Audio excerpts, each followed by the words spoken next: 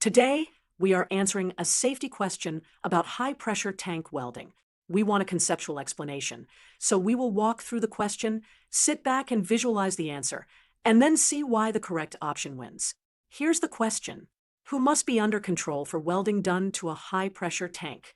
The choices are mechanical construction with a certain joint method, an engineer supervising an acceptable inspection agency, 30 minutes at 100 psig minimum, or 90 seconds.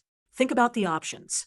Options A, C, and D describe methods, pressures, or durations that are not the central control for welding.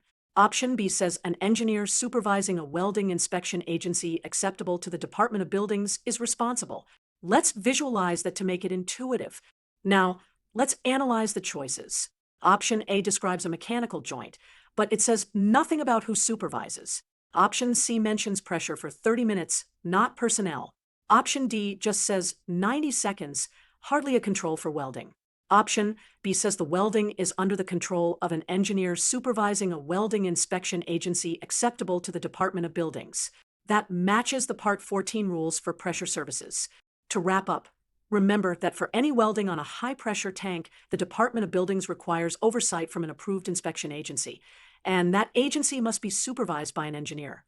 That supervisory control is the key to safety, so choose option B.